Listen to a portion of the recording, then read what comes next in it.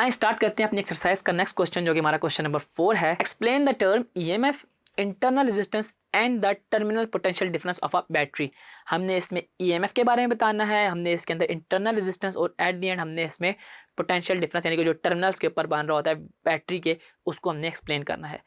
Start करते हैं हम अपनी टर्म ईएमएफ से। ईएमएफ के बारे में मैंने आपको जब हमने अपनी कॉन्सेप्चुअल वीडियोस वाले टॉपिक पढ़ रहे थे तो उसमें मैंने आपको बताया था कि अगर एक नॉन इलेक्ट्रिकल फॉर्म एनर्जी को इलेक्ट्रिकल फॉर्म बनाते हैं और इसके अंदर से इतना अमाउंट ऑफ चार्ज गुजरता है तो वो हमारे पास इलेक्ट्रोमोटिव फोर्स कहलाता है। ठीक है, और उसको हमने बताया था work done per unit charge होता है, एनर्जी इन टर्म्स ऑफ जॉल लेते हैं और क्यू को हम चार्ज कहते हैं जिसके यूनिट्स हमारे पास कूलम्स होते हैं।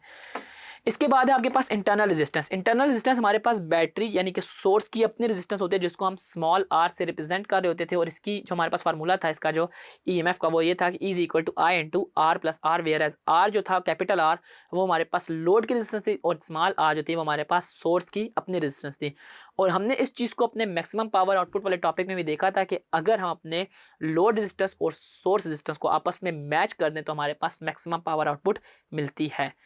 अब हमारे पास इसी क्वेश्चन में थर्ड पॉइंट है टर्मिनल पोटेंशियल डिफरेंस का। अगर मैं टर्मिनल पोटेंशियल डिफरेंस की बात करूं तो हम इसमें जो पिछली इक्वेशन पढ़ी है E is equal to I R plus I R वाली, इसको भी हम रीअरेंज करें तो हमारे पास आई आर यानी कि जो वी टी है वो बनेगा ई माइनस आई आर के इक्वल, और वो हमारे पास उस टर्मिनल के ऊपर पोटेंशियल डिफरेंस कहलाएगा। ठीक है जी, और इसके ज़रिए हम लोग पोटेंशियल डिफरेंस को फाइंड कर लेंगे। या इसके अलावा आप पोटेंशियल डिफरेंस ये भी देख सकते हैं कि अगर हम बैटरी को कनेक्ट कर दें तो जो दोनों एंड्स पे डिफरेंस इन पोटेंशियल होगा, यानी कि अगर हायर पोटेंशियल हमारे पास 12 है और लोअर पोटेंशियल हमारे पास 6 है तो हमारे पास जो उसका पोटेंशियल डिफरेंस होगा वो 12 minus 6 is equal to 6 volt कहलाएगा। तो यूँ अगर आपके पास पेपर में क्वेश्चन आता है तो उसमें आपने 1 बाय 1 करके इन तीनों टर्म्स को एक्सप्लेन कर देना है कि पहले आपने ईएमएफ बताना है, उसके यूनिट्स, उसकी मैथमेटिकल फॉर्म, उसके बाद आपने